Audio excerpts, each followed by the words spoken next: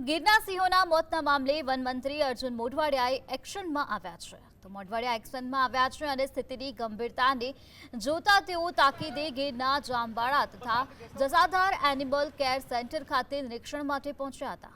One મંત્રીએ ત્યાં one વિભાગના ઉચ્ચ અધિકારીઓ અને જૂનાગઢના સીએફ રામરતન નાલા સામે એક ખાસ બેઠક યોજીને સિંહોના મોત અંગે ઝીણવટભરી સમીક્ષા કરી હતી અને સમગ્ર પરિસ્થિતિની વિગતવાર જાણકારી મેળવી હતી.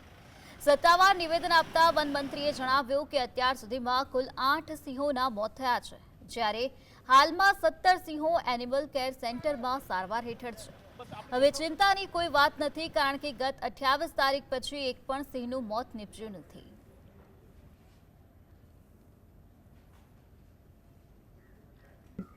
કુલ બંને જગ્યાએ મળીને 17 જેટલા જે લાયન છે એ ઓબ્ઝર્વેશન હેઠળ છે.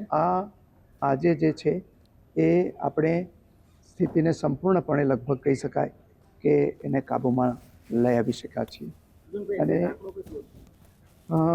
આંકડો મેં કહ્યું એમ 3 દિવસમાં કોઈ વધ્યો નથી. અગાઉ જે 8 મૃત્યુ થયા હતા બીમારીને કારણે, એ 8 સિવાયના હજી કોઈ બીજા વધારાના મૃત્યુ હજી